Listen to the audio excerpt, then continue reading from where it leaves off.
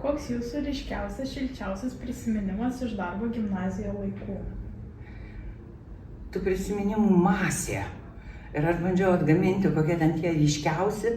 Tai ko gero, gimnazijos jubiliejui labiausiai ir tiktų kalbėti apie tą pradžią. Kai buvo gimnazijos inauguracija ir kai buvo nuspręsta vykdyti tokį projektą, kuris vadinasi Radvilijada. Ir mane paskyrė vadovų to viso projekto. Ir pirmiausiai, ką mes darėm, tai rengėm konkursą gimnazijos himno kūrimui. Ir šitą himną, kurį dabar dainuoja gimnazijos, tai sukūrėm pačioj gimnazijos gyvavimo pradžioj. Ir visos klasės rašė tekstus, visi mokiniai. Ir buvo tokia žiauri komisija, kuri atrinko vieną tekstą, Radvilės Rimgailaitės. Dabar jinai yra Voicek, baigusi universitetą biologiją, yra biologijos mokslų daktarė. Ir mes dainuojam jos himną. Čia toks vienas iš ryškiausių prisiminimų. Dar su ta Radvilijada yra susiję mūsų kelionės. Tai kelionės ir mokytojų, tai mokytojai truputėlį toliau keliavo ir į Ukrainą, ir į Latviją ten panaršyti Radvilų vietom. O moksleiviai tai daugiau po Lietuvą nardė, Biržai, Rokiškis, Kėdainiai, Dubingiai. Tai tos ekskursijos ir paskui medžiaga pateikta apie tas keliones, įspūdžiai visi buvo salėje demonstruojami, filmai buvo kuriami ir visa ta medžiaga ir visi tie himnai kažkur mokyklos archyve yra. Tai va vienas toks ryškiausių prisiminimų.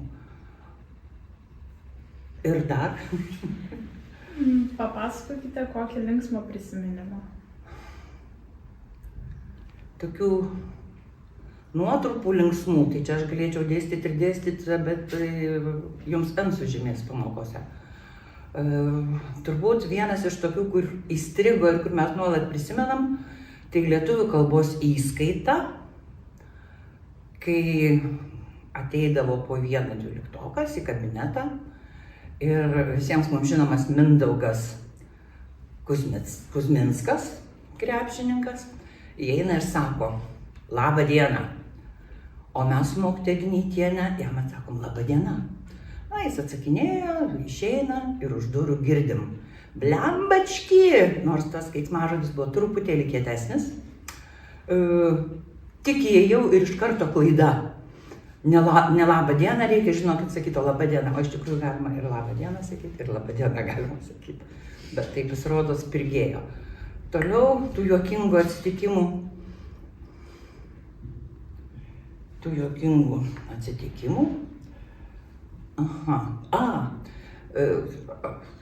Susižymėjau, kad nepamirščiau. Aš labai linkus ir dabar įsitvėrus laikausi, kad per daug negestikuliuočiau. Nes aš labai ekspresyvi pamokose ir labai gestikuliuoju. Prisimenu, atėjo pirmokai ir aš vedu kažkokią pamoką ir dar plus vaikštau po klasę, gestikuliuoju ir vienas neišlaikė. Ir taip kategoriškai: "Sustokit." Sustojau, sako: "Man jau kaklas skauda ir bijau, kad į galvą gausiu nuo to jūsų rankų." Tai va toks linksmas atsitikimas.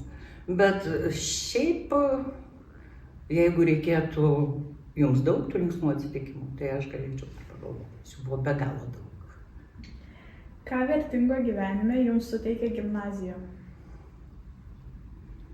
Pirmiausiai tai žmonės. Draugus, linksmybės, įdomybės ir baisu pasakyti, bet ne pamokas. Jos buvo, aš labai gerai jaučiausi pamokose ir aš visą laiką sakydavau, kad kiekvieną dieną kaip į sceną mokytojas eina, bet žmonės yra turbūt vertingiausia, ką aš čia gavau ir ką išsinešiau. Ir man dabar tų žmonių labai labai trūksta. Kokia mokytoja buvot? Taigi matosi turbūt. Šiaip garsi, visokiais požiūriais turbūt yra. Ir balsu, ir savo tuo šleifu, kuris ateina jau pirmokai ir žino, kad jeigu paklius pas Baumilenę, tai bus riesta. Aš nežinau, ar buvau griežta, Man rodos, kad pradžioje darbo aš buvau be galo griežta, ten tie reikalavimai tokie buvo, ten kuolai, dvejetai ir taip toliau, o paskui kažkaip gyvenimas išmokė, kad ne tai yra svarbiausia, kad atlaidumas turbūt yra svarbiau negu kad dvejetas. Tai, aš žinau, sako, kad, žino dar kokia aš buvau mokytoja. Mokytoja su humoru. Ir tai, aš manyčiau, yra svarbiausias mokytojo bruožas. Į viską žiūrėti truputėlį juokaujant, aišku, neperlenkt lazdos, nes dabar labai pavojinga yra tos patyčios, ar ne, šiek tiek pasakysi labiau į kairę ir į dešinę ir apkaltins tave, kad tyčiojas. Bet viską priimti su humoru ir viską žiūrėti taip su tokiu juokeliu, sugebėti pasišaipyti iš savęs, tai yra, manau, kad kiekviena mokytojo vertybė. Žinau dar kokia buvo mokytoja? Vėluojanti nuolat. Ir šito bruožo negaliu išguiti ir šitą bruožą paveldėjo mano jaunėlis sūnus. Jis visada visur vėluoja ir aš bijau jį kaltinti, nes aš pati tokia. Kokius mokinius prisimenate ryškiausiai? Tai kiekvienoje klasėje, jų buvo žiauriai daug, turbūt visada yra savas švyturys ir savas juokdarys. Tai labiausiai prisimeni ne švyturius, o tuos juokdarius. Nors aš, kai galvojau, ką paminėti, kažkodėl prisiminiau klasę, kurioje buvo be galo daug mokytojų vaikų. Ir aš pagalvojau, kaip blembačkai jiems sunku. Mokytojos dirba mamos čia mokykloje, jie turi mokytis, jie nepatiria tos visos pilnatvės, to džiaugsmo, jie turi būti rėmuose, jeigu koks anupras išdaužys langą, tai tėvai gal ir nesužinos. Bet jeigu mokytojos vaikas pamirš liniuotę, o varge visa mokykla apie tai žinos, kad neatsinešė liniuotės. Pavardėm, jeigu reiktų paminėti, tai turbūt tie mūsų, pirmiausiai tai aišku, visgi šališka, tai Vaidas Baumila, Mindaugas Kuzminskas, buvo toks klasėje su Mindaugu kartu mokėsi Markas Krabulis. Tai labiausiai jis buvo lengvaatletis, sportininkas, labai dažnai važinėjo po šalį ir po Europą. Ir jis visada į keliones veždavosi lietuvių kalbos knygas ir užduotis. Ir jis grįždavo po savaitės, po 2 savaičių. Ir prieidavo, pirmiausiai ateidavo prie manęs ir ką reikia atsiskaityti. Tai man tai buvo, mes taip jam būtumėm atleidę, bet tų atsiskaitimų, bet jis jautė pareigą, kad reikia atsiskaityti. Tai čia iš tų senesnių kartų, o iš tokių dabartinių tai buvo 2 Karoliai. Vienas visai neseniai, čia prieš porą metų baigė, tai Karolis Iškauskas, kuris ten visiems daug problemų kėlė. Ir kitas buvo Karolis Reiksnys, gal prieš kokius 5 metus baigė gimnaziją. Tai toks dar vienas juokingas atsitikimas su juo.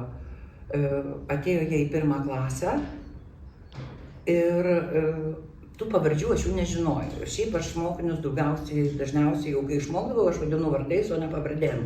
Ir dabar jeigu reiktų atgaminti, tai aš greičiau vardus atgaminčiau, o ne pavardes. Ir tas Reiksnys buvo labai Reiksnys.